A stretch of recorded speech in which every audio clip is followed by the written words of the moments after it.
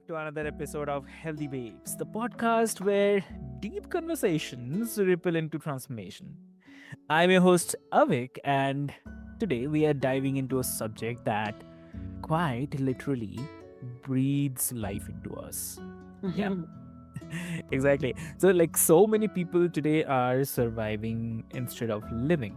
Like, we are checking boxes, chasing success, and um, ticking to do lists.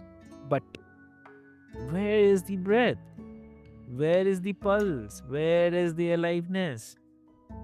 Yes, dear listeners, our guest today doesn't just ask those questions, she lives the answers. Yep. Please welcome Jayne Gottlieb. So, welcome to the show, Jayne. Thank you so much. I'm so honored to be here and thrilled to talk about my favorite subject in the whole world. Amazing, amazing. So Jane, before we start, I'll quickly introduce you to all the listeners. Dear listeners, Jane is a force of interactive wellness, a vitality coach, yoga and embodiment instructor, and the founder of Aspen Shakti and the Alive Culture app. So she is what is it called? The quiet luxury of the self-actualization world. Yep.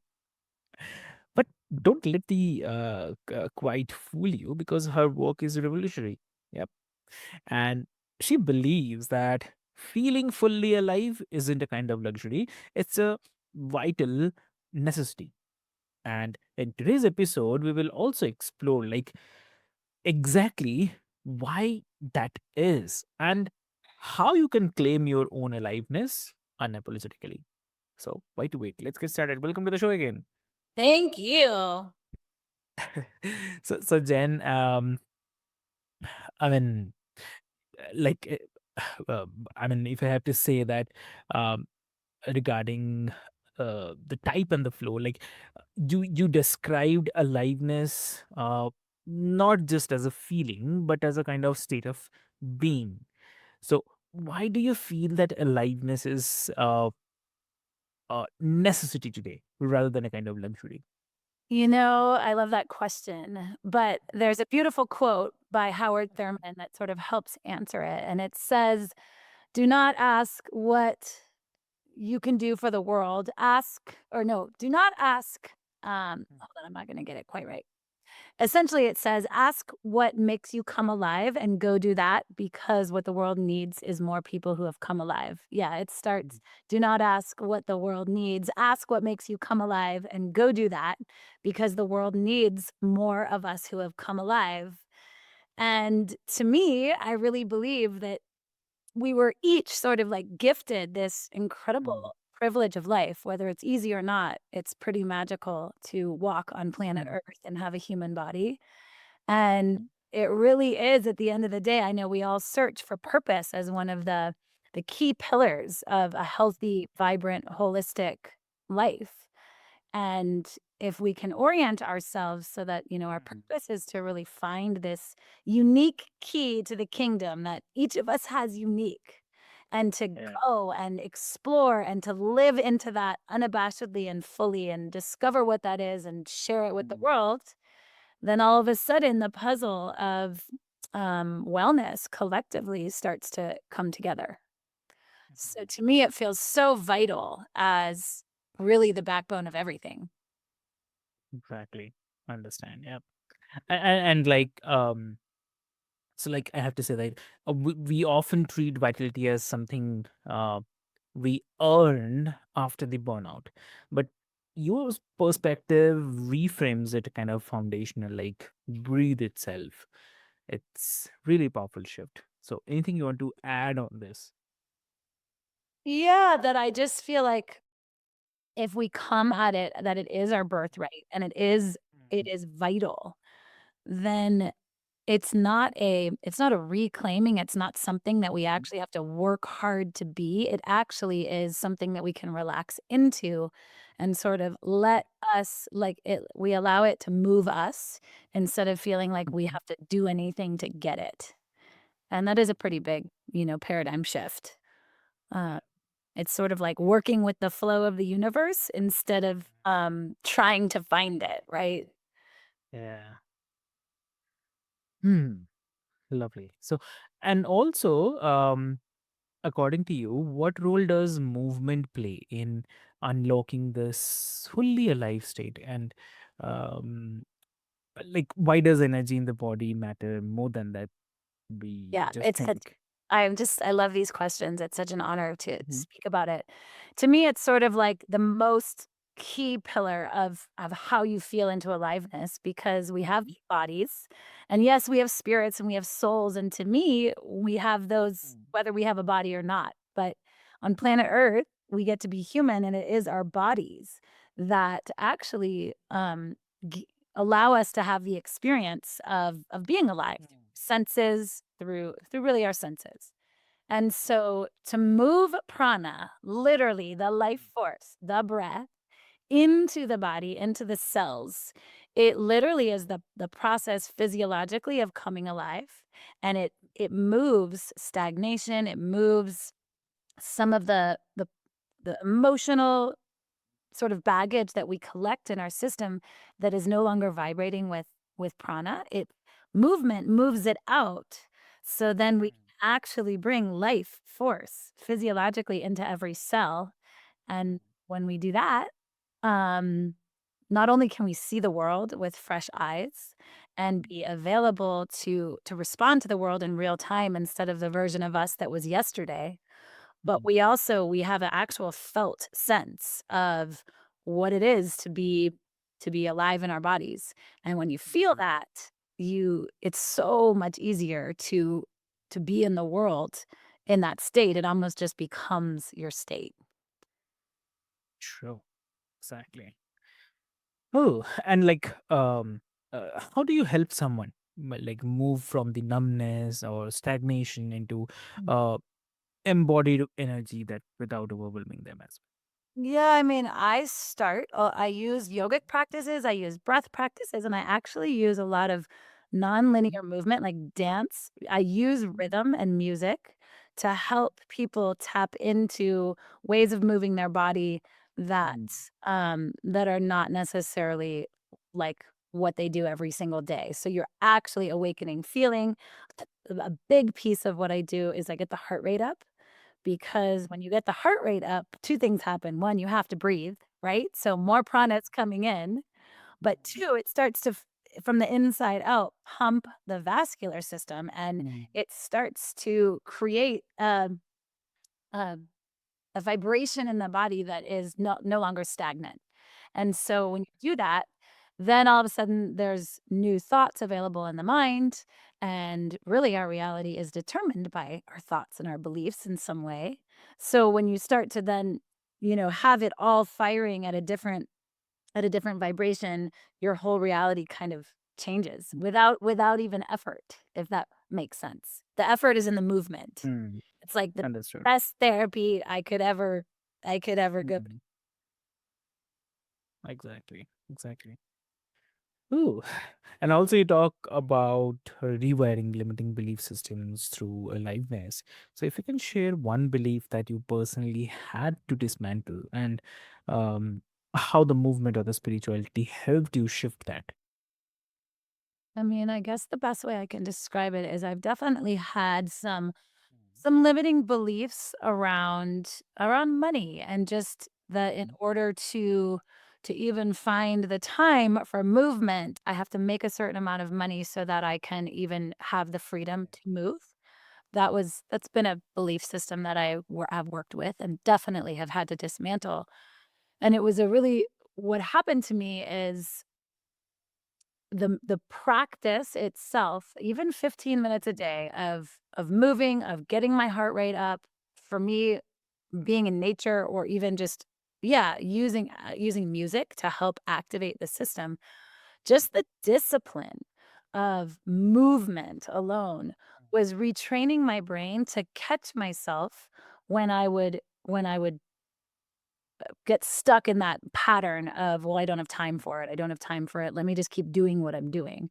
And so my commitment to trying something new actually rewired my brain that to be honest, once I started moving, I had so much more capacity and energy, essentially like hours in a day, to then complete the tasks that I needed to complete to quote, make more money. But it was like an inversion. Does that make sense what I'm saying? Understood. So inversion one, if you just say a bit more. Well, it was like an inversion, like in the sense that once I put my time into movement versus like grinding away, and I Mm, took the time away from my schedule to actually devote myself to a movement practice, even though I was thinking in the back of my mind I didn't have time, right? Like actually spending time doing movement gave me more time to actually complete the tasks that I wanted to. Even though I was taking, quote, "less time." That's what I mean by the inversion, if that makes does that make more sense? understood. Yes, yes, more sense. Yeah. Thank you so much for sharing that. And uh yeah, and like that kind of self-liberation actually feels deeply personal. So but it also gives listeners permission to challenge the inherited truths as well. So Yeah. yeah, I'm a exactly. I'm a big cheerleader of challenging, like, really challenging our thoughts and the way that we do things. Mm, lovely, lovely. So some people feel that a focus on aliveness or vitality is a privilege, and not everyone has time or access to the wellness practices. So how do you respond to that? How do I respond to that? I mean, I guess the first way I would respond to that is acknowledging where they're Mm, coming from and understanding that that's their reality. And I would ask them if they would be willing for a short amount of time to try something new, to just insert a new practice or a new pattern that is very simple that I know that they could master in no time at all. And first, I have to ask for the willingness. Um, if there's willingness to try something new, to create a new habit in their life, I mean, 100% of the time, I will get results. So the first has to really be that opening to, okay, what I'm doing is bringing me a certain result. I like my result, but I don't love my result. Like, I wouldn't uh, necessarily want to live every day for the rest of my life in this reality. So, there's got to be some then willingness to insert something new. And if there is, there are so many modalities depending on the person, from breath work to physical exercise to dance to yoga to mindfulness, just mindfulness that we can use to interrupt what I always call the like matted down pathways already in the brain, because we want to try and create some new ones. okay, okay.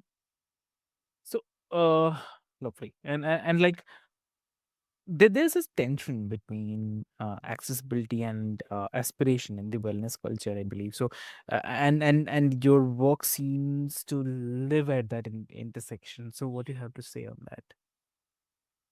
My work liberates that a little bit because, I mean, the deepest answer I can give you is my own embodiment work has allowed me to really tap into some of the subtle components of life. So like I can literally see in someone's body, because I've done it in my own, sort of what they're running in their mind without them even telling me. And so I can meet them where they're at, and really, instead of just challenging them, I can really move the way a therapist would move in a therapy session. um, I allow their story to be true, and then I'm modeling another way of doing it, and just by the person's willingness to be around my vibration, it starts to rattle some things.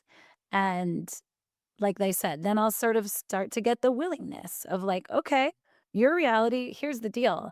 There are as many versions of reality as there are perceivers. Mm, So you get to choose your reality, and if the reality that you're living is working perfectly for you, then fabulous, keep doing it. And if yes. the reality that you are seeing is maybe not working to the exact match of like the dreams that you really saw yourself living, if you were to look back what before you take your last breath and really assess your life, then there's a window and we can work there, even if it's small, because we're talking about ultimately the practice of breath. So it doesn't need to be a big window. Yeah. Yeah. Lovely. And like there also a narrative in the mental health that constantly seeking more aliveness can become another addiction, a form of avoidance. So what's your take on that? Yeah, I don't know if I would say it's a form of avoidance as much Mhm. as it's a form of dissatisfaction, right? Okay. There's two, and avoidance makes sense to me, but um constantly seeking something outside of yourself is always going to put more distance between yourself and the thing you want. Are you tracking? Mm. Does that make sense? Yeah, makes sense, Yeah. makes sense. But yeah, So yeah, you're saying something here, please. it's an interesting thing to me. I there's a beauty in always seeking more aliveness in the sense like it's gonna be the desire that pulls you to do it. Mm. But at the same time, we have to use our mindfulness and the discipline of our minds to to remind us that we're also living in an alive state. So it's an acknowledgement and desire. I actually think they work really well together. Mm. Um, and anything that we put our attention on and we focus on without taking a little bit of space from it can be something that causes, avoidance, danger, and its own version of addiction. Um, I think the best advice, if I was going to give advice, is that the aliveness, it actually lives sort of behind you instead of in front of you. So it's a Mm. softening into instead of a seeking. Understood. Wow. Lovely. That clarity was needed for sure. That thank you so much for sharing this. And Well, it's such a gift to talk to you, Avik, because yeah, I'm always in my world talking, and to be able to speak to someone who has to ask me to clarify, it's really inspiring me and enlivening me. So thank you. yeah. Thank you so much. And I generally I mean while discussion I also try to put uh so what happens like when I also visit some group or any sessions, so I also see people are also talking about few more things which can be uh, part of the discussion, and also uh, I believe that clarification is sometimes needed, and you have just, I mean, I just need to thank you so much for that, for accepting that and clarifying it. It's really really it really means a lot. So yeah. Of course. Yeah. And also, like, when we are talking about the aliveness, why don't we talk about Alive Culture app? So, how does the take meet consciousness in your vision of community and the connection? So, if you, Yeah, thank you, because this is a way I can connect with people all over the Mm, world. Well, I'll just give you the quick history is for the last yeah, 10 years, I've owned and operated a studio in Aspen, Colorado called Aspen Shakti. And yeah, I would imagine you are mm, familiar with what Shakti is, but yeah, Shakti is essentially aliveness, right? The creative energy of the universe. Anything that has Shakti is alive, luminous, and desirable, is yes, sort of the way I work with that word. And it's become a community that is, of course, there's practice there, but it's become a community that is, it's like you are the average of the 5 people you spend the most time with. And so it's sort of this high vibration community, and a lot can spawn from there. Beautiful healers, beautiful connections, etc. And because it's in Aspen, Colorado, which is a place where there's a lot of tourism and a lot of visitors, people ask me all the time, "How can I take this home with me? Like, how can I be a part of Shakti without being in town?" And so the Alive Culture app was really an answer to how we can connect as a vibrational community who really operates under this ethos that aliveness is vital. It's not a privilege. And furthermore, the another ethos, especially as we work with commerce and businesses, it's like we are the ones who create more than we consume. So it is a place where people who operate both professionally, socially, personally, and, in all the different levels want to Mm, connect with other businesses, other people, other healers, etc., who operate with that ethos. So that's really like the widest mm, way I can explain it. Um, there are people all the app is new, so we're just in its first phases, but we're starting to get people onto the app and in the community, both personally, where you can search people by location, but these are people who value this ethos and connect with them, for any reason. But we also have a professional component where healers that are really doing their work, walking their talk, really with consciousness, really with that ethos in the forward part of their brain. mm, It's a place where we you can connect, and then also as a professional sort of advertise or get in front of a group of people who are seeking this kind of work and mm, value it and understand that practice and healing modalities are a really important component for alive living. So it's a networking app essentially for yeah. people who live with this ethos. That's really amazing, right? And yes, you mentioned it correctly, like Shakti. So for us in India also, Shakti is, like we have a goddess called Durga, Ma Durga, right? Yes.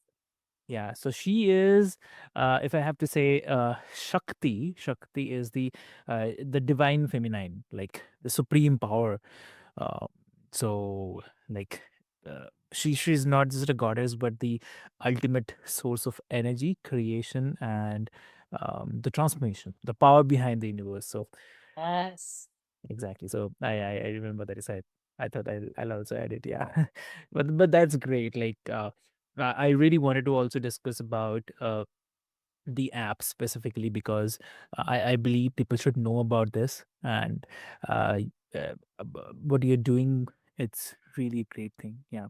Well, thanks for your listeners. If you do resonate with this work, one, it's a way to connect with me, to find out about the retreats I'm doing in person and even online. It's a way to take courses within the app.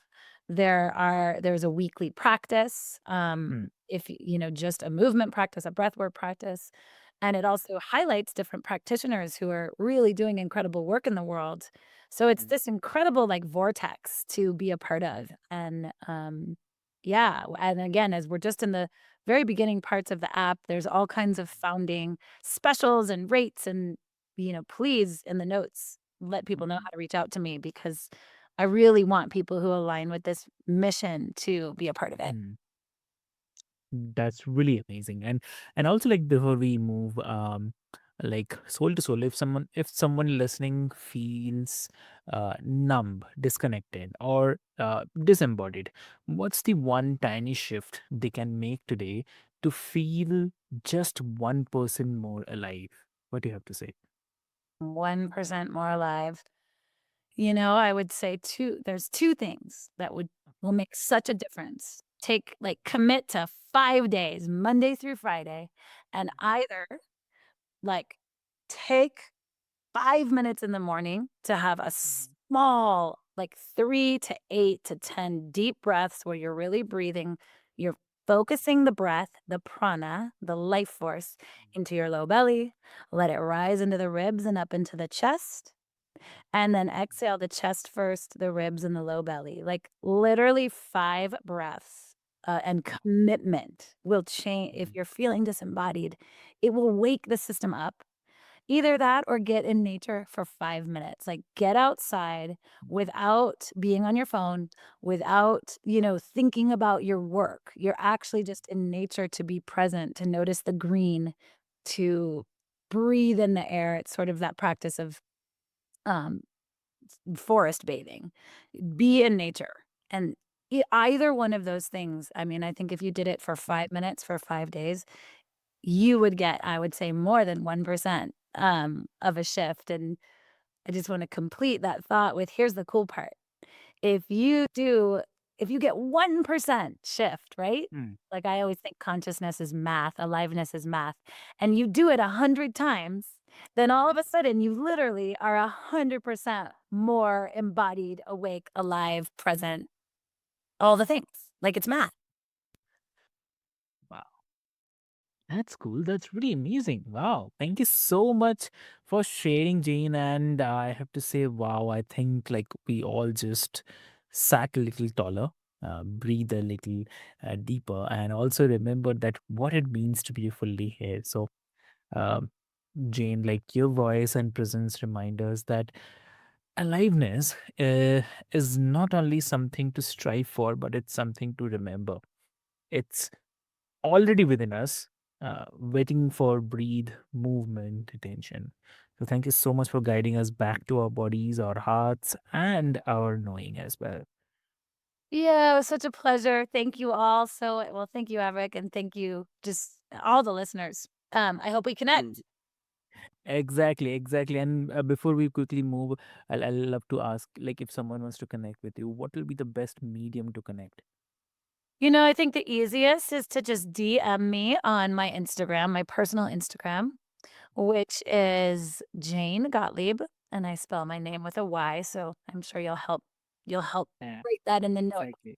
Jayne Gottlieb _ on Instagram. And if you just DM me, we'll be in touch. I will respond. I can direct you to the Alive Culture, or thealiveculture.com. That's another great way. Amazing, amazing. So, dear listeners, I'll put all the links into the show notes for your easy reference. And um, until next time, keep riding the waves of healing, truth, and transformation. This is your host, Avik, signing off from Heady Waves with love and politeness. Thank you so much.